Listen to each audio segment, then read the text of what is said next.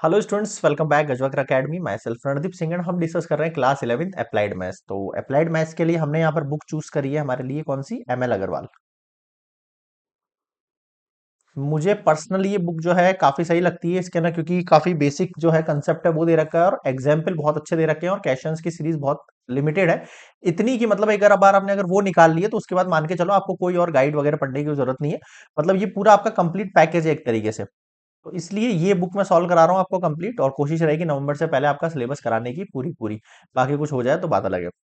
Chapter 6 चल रहा है हमारा, सीक्वेंस एंड सीरीज। लास्ट हमने जो एक्सरसाइज कंप्लीट करी कौन सी है, एक्सरसाइज 6.4। कोई भी डाउट लगे उसमें तो आप प्लेलिस्ट में जाके चेकआउट करो। एक्सरसाइज 6.1 to 4 आपको मिल जाएंगे, उसमें ईच एंड एवरी कंसेप्ट मिलेगा। एक्सरसाइज से पहले इंट्रो पार्ट मिलेगा, एग्जाम्पल्स मिलेंगे और separate her each and every question को मैंने सेपरेटली जो है वहां पर बनाया है। तो नेक्स्ट अब हम आ गए हैं कंसेप्ट पर, एक्सरसाइज 6.5 के कंसेप्ट के ऊपर। अब 6.5 का कंसेप्ट क्या है, देखो 6.4 का कंसेप्ट हमारा जीपी। ठीक है, nth टर्म ऑफ जीपी के ऊपर डिपेंड था पूरा चैप्टर, एक्सरसाइज 6.4 सॉरी। और जो एक्सरसाइज 6.5 है हमारी, जो अब हम पढ़ने वाले हैं, उसका जो कंसेप्ट है वो क्या है, sum of n terms of GP. ठीक है, तो अगर आपने लास्ट वाली एक्सरसाइज देखी है और कंटिन्यू हुआ आप उसके साथ, तो अगर आपको वो कंसेप्ट समझ में आ गया तो इसमें ज्यादा दिक्कत आएगी नहीं। बहुत इजी सा कंसेप्ट है। ठीक है, तो मेनली आपको दो चार फॉर्मूला देखना है इसके अंदर, याद रखना है। मेनली तो एक ही याद रखना है, उससे बने हुए हैं बाकी सब फॉर्मूला। तो sum of first N terms of GP, आप सबसे पहले देखो, मैंने आपको बताया था जीपी कैसी होती है। सर जीपी होती है ऐसी, A R square, A R cube, और ये चलता रहेगा कहां तक, A R N minus one तक।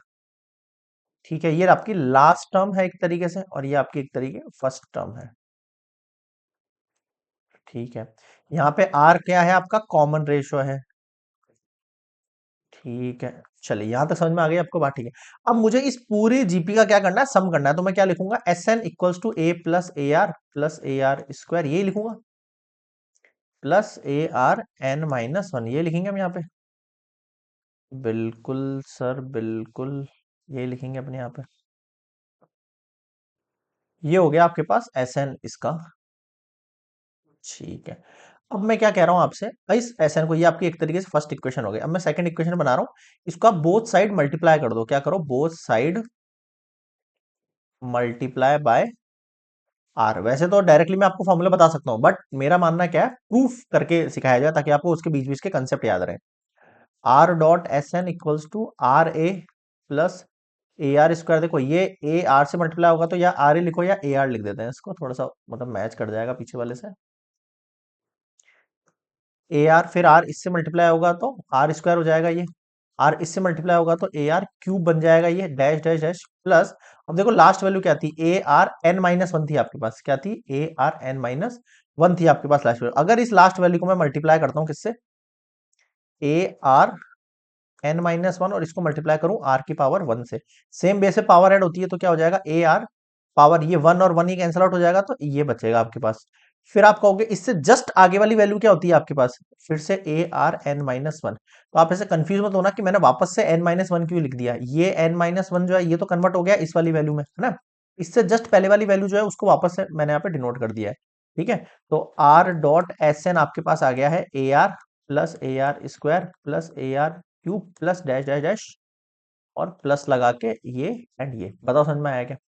ये आपकी क्या है, सेकंड इक्वेशन। अब मैं क्या करता हूँ, सब्सट्रैक्ट कर देता हूँ इक्वेशन का आपस में ना।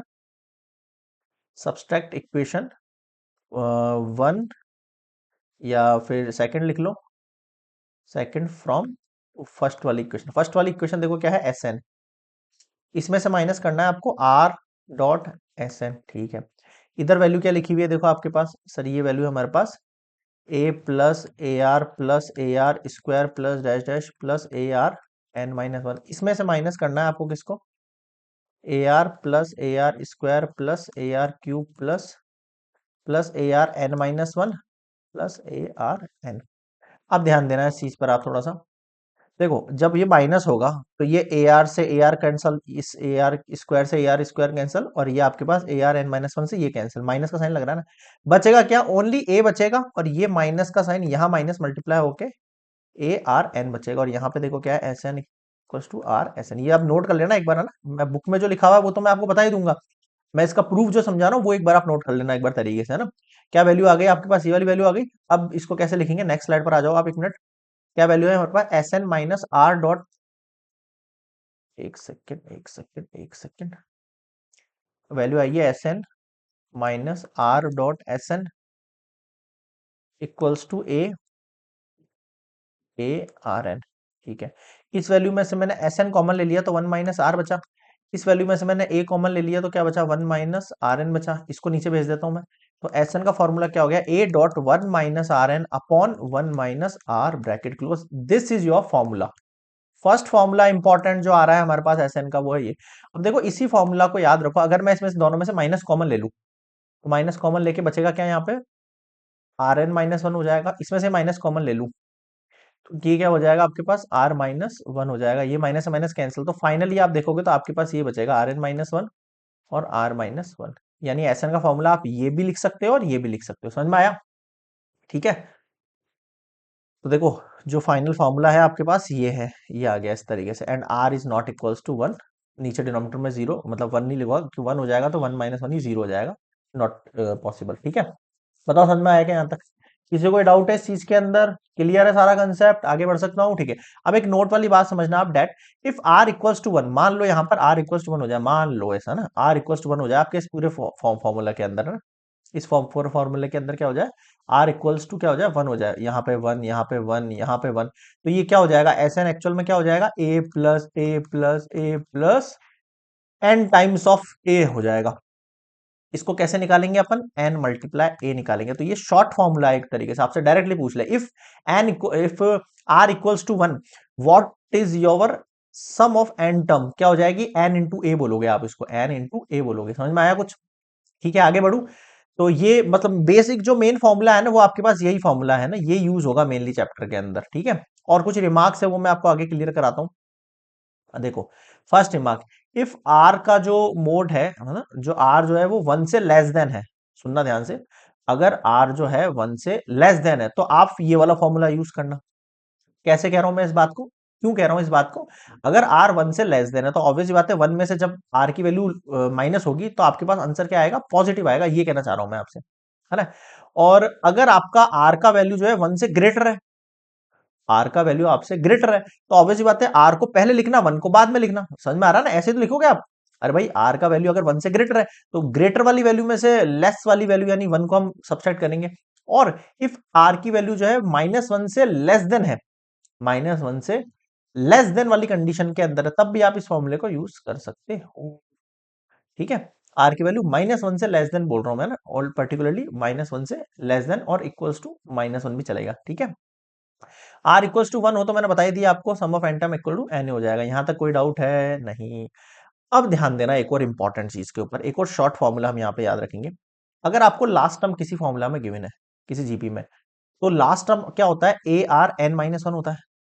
ए आर एन माइनस वन आपके पास क्या होती है? लास्ट टर्म होती है। ठीक है सर, अभी अपन ने एस एन का फॉर्मूला बना, ए वन माइनस आर एन, कैसे भी लिख लो इसको, अपॉन वन माइनस आर, ये पढ़ा अपन ने। हाँ सर, अब मैं इस ए को दोनों से मल्टीप्लाई कर देता हूँ। ए को इससे मल्टीप्लाई हो जाएगा, minus A dot R N upon one minus R N.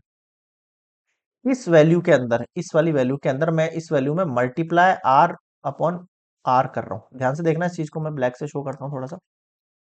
इस वाली वैल्यू में पर्टिकुलरली मैं मल्टीप्लाई आर बाय आर करता हूं, तो देखो नीचे वाला जो आर है उसके साथ क्या होगा? ध्यान देना, ए माइनस ये जो नीचे वाला आर है, नीचे वाला आर क्या है? वन के फॉर्म में, देखो इधर साइड में देखो ना, ए डॉट आर एन, अगर इसको मल्टीप्लाई कर दे हम आर बाय आर से, है ना, तो ये ए तो एज इट इज रहेगा, ये आर एन और ये आर की पावर एन, इसके लिए क्या लिख सकते हैं? आर एन माइनस वन लिख सकते हैं, और इन टू में ये आर हो सकता है ऐसा, तो वो मैं यही चीज कर रहा हूँ। ए माइनस ए डॉट आर की पावर एन माइनस वन, तो इस ऊपर वाले एन के लिए, आर एन के लिए, नीचे वाले आर के लिए, और ये इंटू में एक और आर एन, ये एज इट इज यहाँ छोड़ रहा हूँ, अपॉन में वन माइनस आर। ठीक है, ठीक है, अब ये जो वैल्यू है आपके पास, फिर से इसको अलग पेन से शो करेंगे हम, ये पूरी जो वैल्यू है A dot R N minus one, ये क्या होती है? लास्ट टर्म होती है। तो A minus L R, A minus L R upon में वन माइनस आर, नया फॉर्मूला बन गया, नया फॉर्मूला बन गया हमारे पास। डायरेक्ट फॉर्मूला, अगर आपको फर्स्ट टर्म और लास्ट टर्म दे रखा है और आपको सम ऑफ एन टर्म पूछ रहा है, तो आप डायरेक्टली निकाल सकते हो, यहाँ पे निकाल सकते हो, निकाल सकते हो। अब इसी फॉर्मूले को मैं थोड़ा सा चेंज करके भी लिख सकता हूँ। कैसे? कैसे? मैं यहाँ पे अगर इसको एल आर माइनस ए लिखूं तो डिनोमिनेटर में भी क्या होगा, आर माइनस वन हो जाएगा कुल मिला के, ये ध्यान रखना आप इसको। एल आर माइनस ए लिखा तो आर माइनस वन करना है आपको। कुल मिला के आर जिस साइड है ना उसके नीचे आर रहेगा, चाहे इस साइड हो चाहे इस साइड हो, ये समझ ले। आर डिनोमिनेटर में is not equal to zero, बस सीधी सी बात है।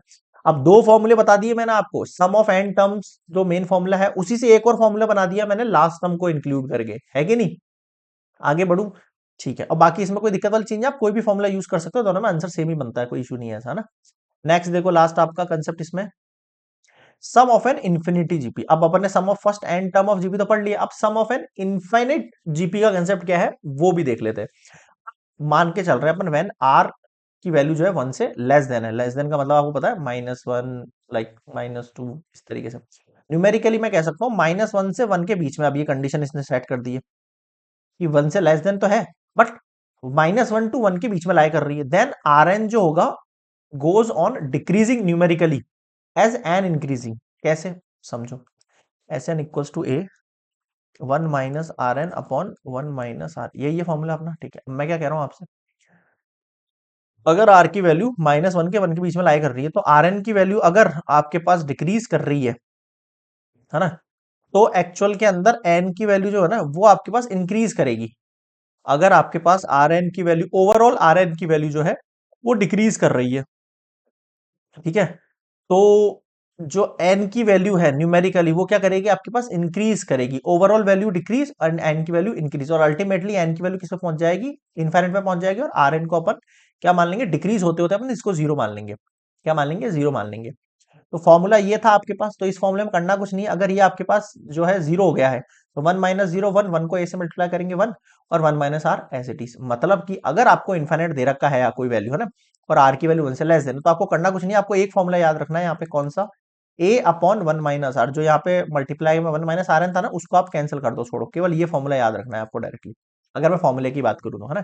और जो लिमिटिंग सम है जीपी का, this one two infinite is, ये हो जाएगा आपके पास फॉर्मूला। बताओ क्या समझ में नहीं आया? ठीक है। Hence the sum of infinite number of terms of GP with first term A and common ratio R is this one। बताओ समझ में आया क्या? क्लियर है? The sum of usually denoted by S और S infinite से हम इसको डिनोट कर देते हैं A upon one minus R करके। क्लियर है यहाँ पे? बिल्कुल क्लियर है सर, बिल्कुल क्लियर है। तो ये होता है आपका complete concept sum of first and terms of GP का जो कंसेप्ट है ये है। अब बताओ क्या समझ में नहीं आया? क्लियर है यहाँ पे? तो नेक्स्ट हम मिलेंगे सीधे एग्जाम्पल्स पर, और कोई डाउट लगे आपको तो कमेंट्स में जरूर बताना। एंड वीडियो पसंद आए तो यार please like share and subscribe. मिलते हैं नेक्स्ट वीडियो में, तब तक के लिए गुड बाय।